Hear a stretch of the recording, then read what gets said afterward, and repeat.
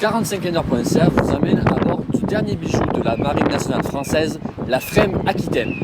Petit tour d'horizon.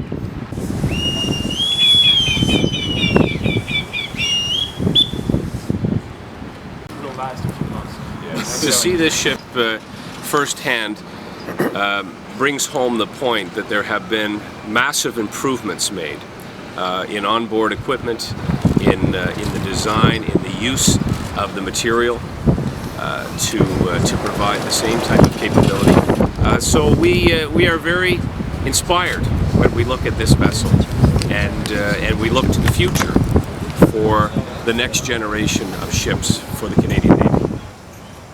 L'idée, c'était de faire se rencontrer deux programmes qui ont été conçus et conceptualisés ensemble. C'est des programmes de même génération.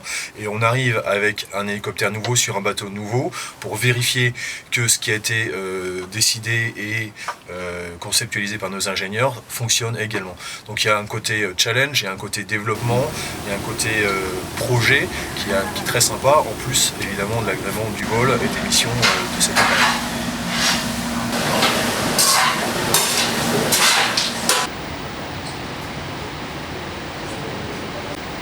Il a fallu partir un petit peu de la feuille blanche et tout inventer. Même s'il y a eu énormément d'études avant, il a fallu vérifier en pratique que ces études avaient mené aux bonnes conclusions. Et puis adapter nos organisations à bord pour que ce bateau fonctionne à 94 personnes. Ce qui n'était pas évident au départ. Moi j'étais un petit peu anxieux au départ. Je me concentrais de technologie, est-ce que ça allait fonctionner, est-ce qu'on allait pouvoir le conduire en toute sécurité et en toute efficacité. Un petit peu de petit, on s'est habitué et globalement je suis très satisfait, c'est mon meilleur commandement évidemment, parce que je suis très satisfait d'avoir amené ce bateau de zéro jusqu'à un état quasi opérationnel. Aux hélices via un réducteur.